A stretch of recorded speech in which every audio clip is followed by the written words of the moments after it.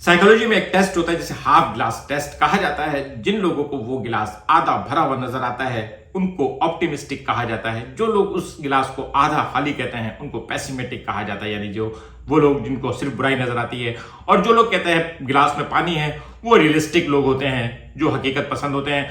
और मेरे जो तबसरे होते हैं वो भी कोशिश करता हूँ रियलिस्टिक होते हैं और ऑनेस्ट होते हैं। बड़े मियाँ छोटे मियाँ रिलीज हो गई है। बड़े मियाँ छोटे मियाँ कैसी है? ये गुड बैड एंड अगली है। अगर आप अक्षय कुमार और टाइगर श्रॉफ के एक्शन देखने जा रहे हैं तो इससे अच्छी इंटरटेनमेंट वैल्यू आपके लिए हो नहीं सकती। अगर आप एक कंटेंट वाली फिल्म देखने जा रहे हैं तो ये हाफ गुड है। वो क्यों, मैं आगे तफसील से बताता हूं। जो पार्ट सबसे खूबसूरत और हसीन होना चाहिए था वही इत्तेफाक से इस फिल्म का सबसे अगली पार्ट है। तो आज बड़े मियाँ छोटे मियाँ का रिव्यू करते हैं। अगर आपने अब तक मेरा चैनल सब्सक्राइब नहीं किया है तो प्लीज मेरा चैनल सब्सक्राइब करें और बेल आइकॉन प्रेस करें। दोस्तों, आजकल इंडिया में एक्शन फिल्मों में इंडिया जो है वो तबाह होने वाला होता है। कुछ विलन हैं जो उसको तबाह करने वाले होते हैं और फिर कोई एक या दो लोग होते हैं जो उनको बचाने वाले होते हैं। वो एक या दो लोग जो होते तो जीनियस हैं, हर चीज में एक्सपर्ट होते हैं, लेकिन वो थोड़ा सा ना बॉस की बात नहीं मानते। उसके अलावा जो विलन तबाह करने वाला होता है, आजकल एक नया चलन आया है, इंडिया का अपना रोग एलिमेंट होता है जो पड़ोसी के साथ, इससे पहले पड़ोसी के साथ यानी पाकिस्तान के साथ और इस बार पड़ोसियों के साथ यानी पाकिस्तान और चीन के साथ मिलकर इंडिया तबाह करने वाला। तो ये एक स्टैंडर्ड सा फार्मूला बन गया है। पुरानी फिल्मों में जिस तरह से हीरो के साथ एक कॉमेडियन दुम छल्ला होता था, आजकल इस तरह की फिल्मों में एक अदद आईटी स्पेशलिस्ट हैकर लड़की का होना भी बहुत जरूरी हो गया है, जो किरदार इसमें आलिया एफ ने किया है। जबकि एक हीरोइन मनुष्य छिल्लर है, सुना है कि ये मिस वर्ल्ड रह चुकी हैं। मेरा ख्याल ये है कि ऐश्वर्या राय के बाद मिस वर्ल्ड का सिस्टम खत्म कर देना चाहिए था। वैसे खैर, अब आते हैं बड़े मियाँ छोटे मियाँ। ये कैसी फिल्म है?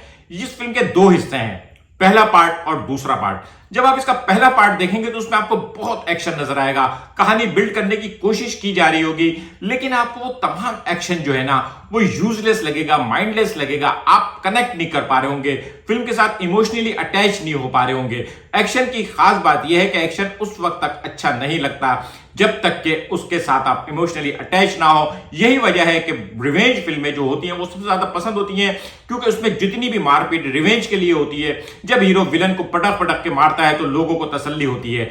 लेकिन इसके फर्स्ट पार्ट में ऐसा कुछ है कि जो कुछ भी दिखाया जा रहा है आप उसको कहीं से भी कनेक्ट नहीं कर पाएंगे। फिल्म की सोल नहीं है और शायद यहां पे अली अब्बास जफर अपना मैजिक जगाने में नाकाम रहे। लेकिन फर्स्ट हाफ के आखिरी 5 मिनट में अचानक ये फिल्म ने ऐसा पलटा खाया है कि ये फिल्म जो एक यूजलेस फिल्म लग रही थी, और फिल्म देखने वाले जो सिनेमा में शायद ये सोच रहे होंगे कि क्या क्रैप है, ट्रैश है, ये पैसे जाया हो गए, और बाहर निकल के लोगों को कहते हैं कि भाई मत जाना, फंस गए हो, वो अचानक सीट के ऊपर चौंक गए।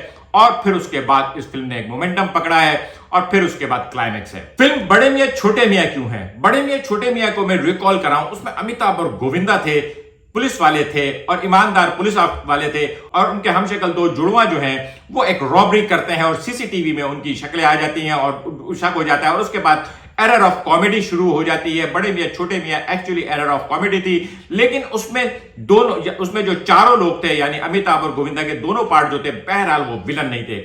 इसमें भी कुछ ना कुछ ऐसा ही हुआ है, लेकिन अब के क्लोन है। फिल्म आइलैंड आई थी आज से मेरे ख्याल में 15-16 साल पहले, उसमें 2025 दिखाया गया था और उसमें ये दिखाया गया था कि इंसानों की क्लोनिंग हो रही थी। उस वक्त क्लोनिंग का मकसद जो था वो ट्रांसप्लांट था, लेकिन इसमें भी क्लोनिंग है। हमारा जो विलन है कबीर पृथ्वीराज, वो एक रोग एलिमेंट है। वो इंडिया के लिए बहुत हाई फाई साइंटिफिक इक्विपमेंट बना रहा था और उसके बाद उसकी एक इजाद सोल्जर एक्स जो है वो रिजेक्ट कर दी गई और वो गुस्से में आ गया, और उसके बाद उसने कहा कि बस अब मैं जो है ना पूरे इंडिया को तबाह कर दूंगा, उसकी वाट लगा दूंगा। तो उसके बाद उसने इस पे काम किया, मास्क लगा के घूम रहा है। इसके मास्क को देख के आपको सलाहुद्दीन अय्यूबी की फिल्मों में वो रिचर्ड याद आएगा जो मास्क लगा के बैठता था। इसमें बहरहाल मास्क लगाने को जस्टिफाई किया है। उसके जो क्लोन सोल्जर्स हैं, अब अक्षय कुमार और टाइगर श्रॉफ हीरो हैं और अब अक्षय कुमार और टाइगर श्रॉफ विलन भी हैं। यहां से फिल्म जो है ना फंटास्टिक होना शुरू होती है, फिल्म ग्रिप पकड़ती है, फिल्म में ट्विस्ट है। अब अगर बात करते हैं एक्शन की, तो एक्शन इसका लाजवाब है, इसमें तो कोई शक नहीं है। अली अब्बास जफर ने पूरे के जितना एक्शन डाल सकते थे डाल दिया, लेकिन बहरहाल 2.5 घंटे की फिल्म में कितना एक्शन डाल सकते थे। वो एक शेर है ना, मैंने उसको इतना देखा जितना देखा जा सकता था, फिर भी 2 आंखों से कितना देखा जा सकता था। तो 2.5 घंटे की फिल्म में इससे ज्यादा धमाल हो नहीं सकता। एक्शन एक्शन एक्शन, क्लैशनकोफ, ऊपर फाइट, नीचे फाइट, हवा में फाइट, पहाड़ पे फाइट, हर तरफ फाइट ही फाइट है। लेकिन फर्स्ट हाफ की जो फाइट है वो यूजलेस है और सेकंड हाफ की जो फाइट है वो पर्पसफुल है। और एंड क्लाइमेक्स में तो इतनी हैवी फाइट दिखा दी गई है, ऐसे खतरनाक किस्म के जहाज दिखा दिए हैं कि लग रहा है कि पूरी एटमी जंग छिड़ने वाली है। खैर, ओवरऑल एक्शन इसके बहुत अच्छे हैं, वीएफएक्स बहुत अच्छे हैं, कैमरामैनी बहुत अच्छी है।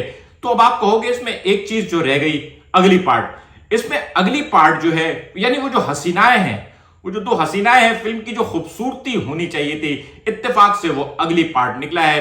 वो दोनों हीरोइनें इस फिल्म को किसी भी तरीके से अपने हीरोज को कंप्लीमेंट नहीं कर रही।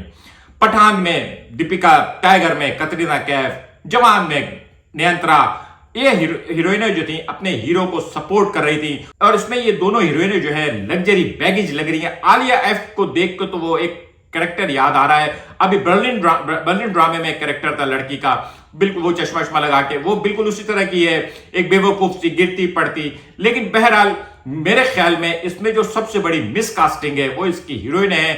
अगर हीरोइनों पे भी थोड़ा पैसा खर्च कर देते और वो हीरोइनें अपने हीरोज को कंप्लीमेंट करती तो शायद ये फिल्म और ज्यादा अच्छी हो सकती थी। ये फिल्म अब भी अच्छी है, ठीक है। आप पहले 1 घंटे में सिर्फ एक्शन देखते रहेंगे। अगर आप पहले 1 घंटे में अगर आपके सर में दर्द नहीं हुआ तो उसके बाद ये फिल्म ऐसी तूफान की तरह निकलेगी।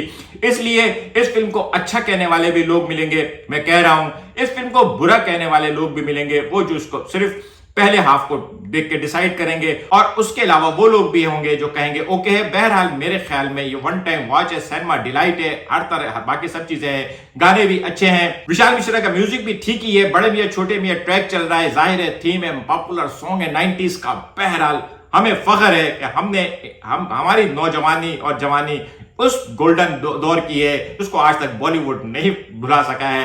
आज तक बॉलीवुड वहीं खड़ा है। उससे पहले 10-10 साल में चीजें चेंज हो जाती थी, लेकिन 90 ऐसा आया कि इसका बुखार अब उतर के नहीं दे रहा। बहरहाल ये एक good old time action thriller है जिसमें अगर थोड़ा सा फर्स्ट हाफ को बेटर बनाया जा सकता था, एक्शन के पॉइंट ऑफ व्यू से नहीं, कंटेंट के पॉइंट ऑफ व्यू से। अगर उन सब चीजों को थोड़ा सा ऑडियंस को कनेक्ट कर दिया जाता, थोड़ा ऑडियंस जो है ना वो जज्बाती हो जाते, थोड़ा सा जोश वोश दिला दिया जाता तो ज्यादा बेहतर होता। मैं इस फिल्म को उन तमाम लोगों को रिकमेंड करूंगा जो एक्शन फिल्म के दीवाने हैं। एक्शन फिल्म के लिहाज से ये एक बेस्ट फिल्म है। हाँ, वो लोग जो जिनको सिर्फ और सिर्फ स्टोरी चाहिए उनके लिए एक और फिल्म मैदान लगी हुई है, वो जाके मैदान देख सकते हैं। मैदान देखने वाली ऑडियंस और बड़े मियाँ छोटे मियाँ देखने वाली ऑडियंस बिल्कुल अलग अलग है।